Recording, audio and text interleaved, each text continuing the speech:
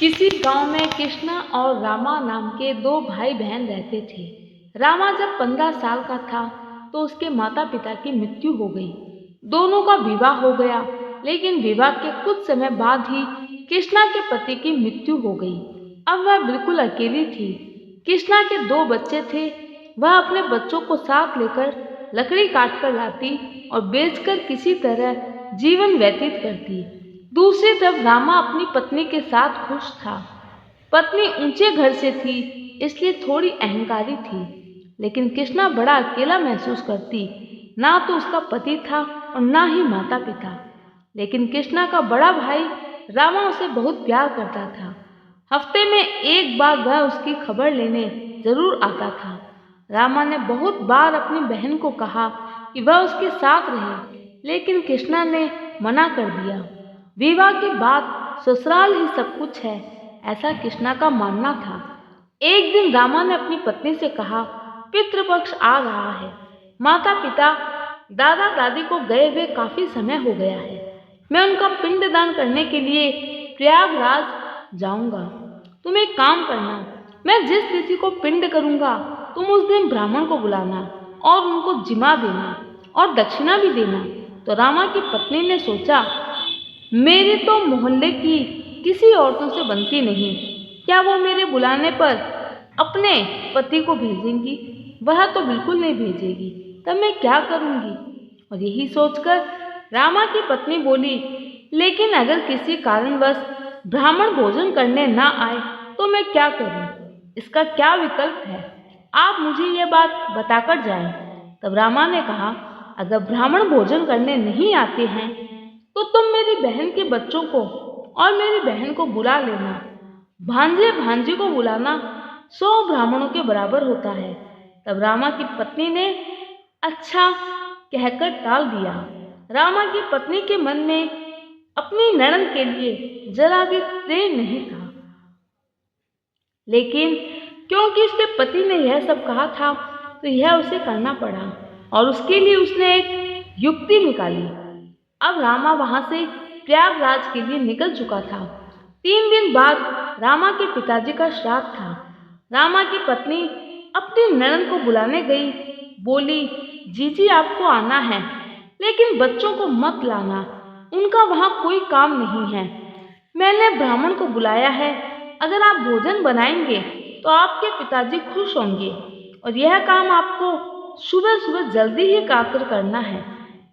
कृष्णा पहले तो हैरान हुई कि वह उनके बच्चों को नहीं बुला रही है, लेकिन फिर भाभी की नासमझी समझकर टाल गई और वह सवेरे जल्दी उठकर ही जैसे जाने को तैयार हुई, बच्चों ने कहा, माँ हम भी चलेंगे, आज तो नाना नानी का श्राद्ध है, वहाँ बहुत अच्छा भोजन बनेगा। हमने 2 दिनों से ठीक से खाना नहीं खाया, बरसात की वजह से लकड़ी के भी उचित मूल्य नहीं मिलते हैं।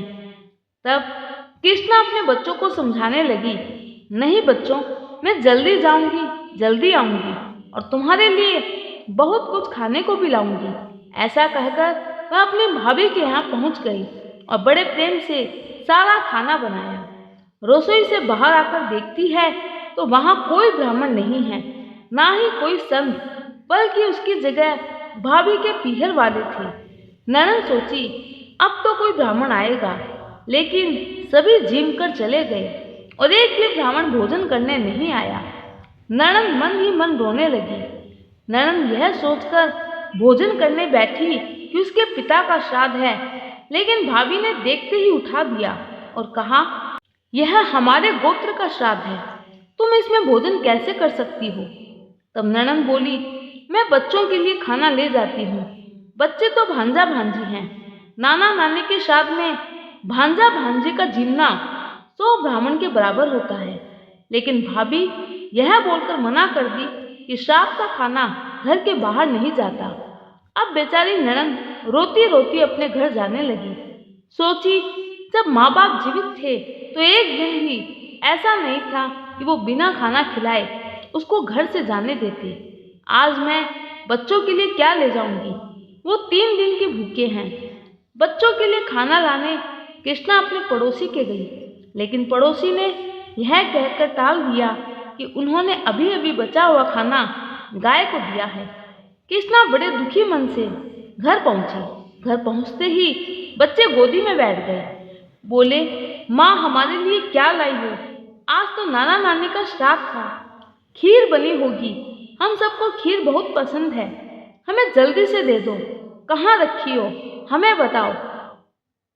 बच्चों से क्या कहूँ क्या न कहूँ, यही सोचकर कृष्णा मन ही मन रोए जा रही थी। दूसरी तरफ जब भाई पिंड दान कर रहा था, सारे पिंड काले पड़ गए।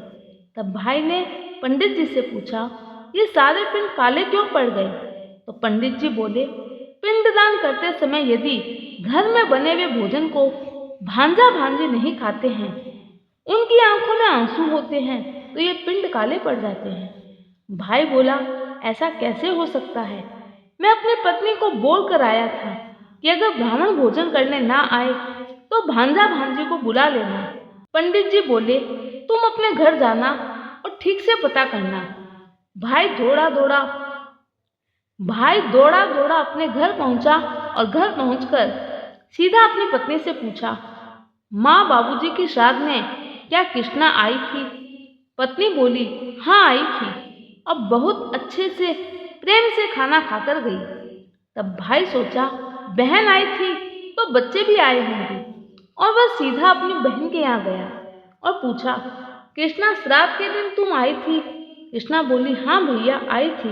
रामा सुनकर बड़ा खुश हुआ और कृष्णा से बोला, तब तो बच्चे भी आए होंगे। लेकिन कृष्णा, श्राद्ध के दिन पिंडदान के समय पिंड सारे काले क्यों पड़ गए? पंडित जी कहते हैं, अगर भांजा भांजी की आंखों में आंसू होते हैं, वे भोजन नहीं खाते हैं, तो पिंड काले पड़ जाते हैं।